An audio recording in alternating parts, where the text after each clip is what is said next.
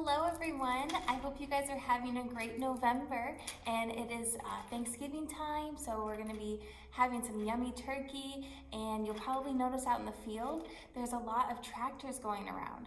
They're harvesting. Harvesting means that they're taking the crops out of the field and beginning to harvest. So we have an activity today about harvesting, but not with really corn and soybeans, but with other products like pizza. How do we get our pizza? What do you guys like on your pizza? Do you like cheese pizza? Do you like pepperoni pizza? Well, we're gonna watch a video and figure out where those ingredients come from. Do they come from your garden? Let's check it out. All right. Hi, I'm Amy Poston, and I'm a pig farmer here in Walcott, Iowa. Today we're in my garden. Hello everyone, my name is Morgan Hibbs and I'm the Education Outreach Coordinator for Linn County Farm Bureau. I'm here visiting Amy's garden, going to talk to you a little bit about where your pizza ingredients come from. So I bet most of you like pizza. Pizza's a pretty big favorite upon our American tables, and so there's different kinds of pizzas that we can enjoy. We can enjoy pizza in the morning. For breakfast pizza, you can have scrambled eggs on your pizza, you can have bacon. There's also pizza for lunch and dinner.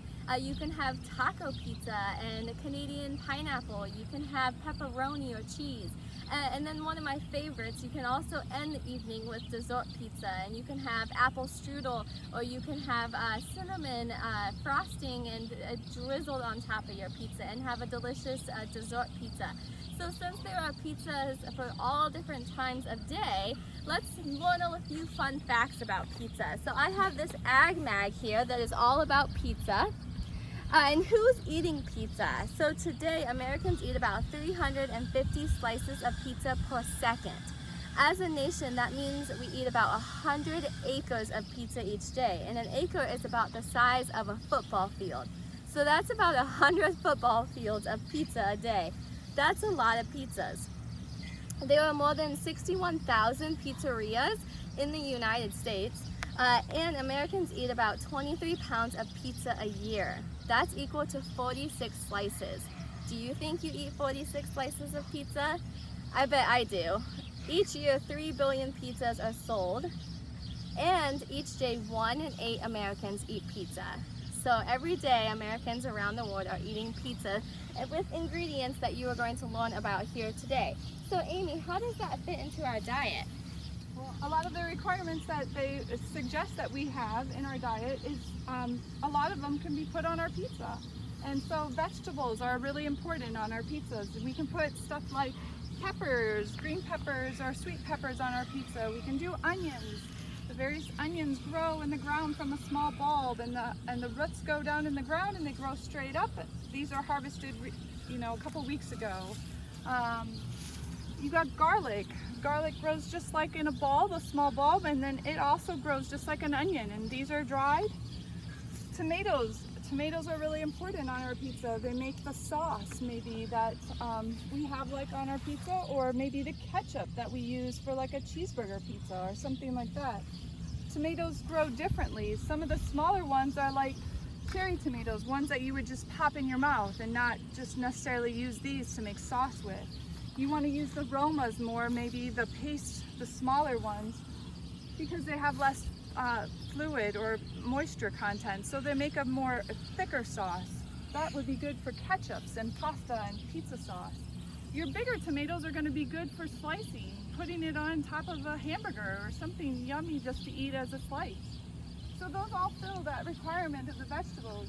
Our protein might be like our sausage, Canadian bacon or ham or bacon. Those all come from sources of our pigs here at our farm. These barns are our finisher pigs. So these pigs have been weaned from our nurseries and now are growing here for 3 months. And hopefully 3 months, they will be the next things you eat on your pizza, maybe like your sausage or your bacon. So then fruits, you can have stuff like the dessert pizza, what Morgan was saying. Maybe like you want to put apples and blueberries or something like that, pears. And then our grain, Grain is really important in our crust. That helps us have our crust at the bottom, which comes from wheat. Our dairy could be the cheese that was sprinkled on top. So. Yes. So now that we know a little bit about how pizza fits into our diet, you can see that it's hitting all of those food groups. So really, pizza is a pretty balanced meal as long as you're eating it in moderation. If you look behind us, we have the tomatoes. So for the basics of a good pizza is the pizza sauce. So we have different types of tomatoes here. And tomatoes the tomato sauce can include things like garlic mixed in with it, or oregano, some herbs and spices to help flavor it, some basil. So we have all different kinds of herbs that you can mix in to help spice up your pizza sauce. But one thing that you might notice, if you look over here, we have green tomatoes. Do you think that we eat these green tomatoes? No, the tomatoes we're used to eating are red. Now some people do enjoy fried green tomatoes, but the tomatoes that we are going to use for our pizza sauce need to be ripe. They need to be red. And so you see, we have yellow flowers here.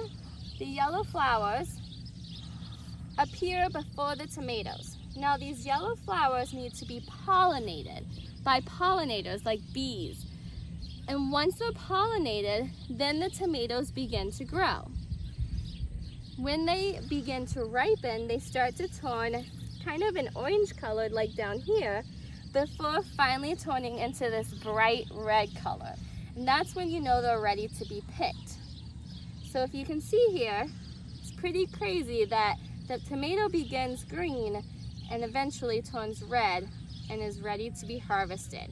And harvest just means that you're picking it from the plant, you're gathering it from the garden. All right, so in order to have a garden, all you need is soil, some seeds, some sunlight, and some water, and then you can have a garden in your own home. So having a garden doesn't mean you have to have a big patch of land or have a big space. You can use containers or smaller raised beds to have a garden in. Now my garden is a little bit bigger, but that's just by choice and I want that. So the tomatoes that I grew here were all grown from seed, and the seed is super tiny small. The same with the peppers. Visiting Amy's garden today, it's been really neat because I have a garden at my house as well, and it's interesting to see the difference in sizes and what's being grown here. So in my garden at my house, I grow cut flowers for arrangements and for bouquets, and that's what I like to grow. And Amy's growing vegetables and things in her garden that she can enjoy with her family.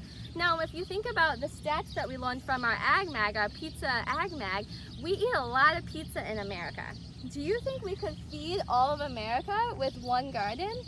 I don't think that would be possible because there is over 7 billion people even in our planet. So there's a lot of people eating pizza all over the world today.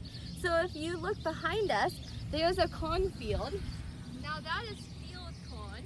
Field corn is what animals like to eat, like the pigs here that Amy has on her farm.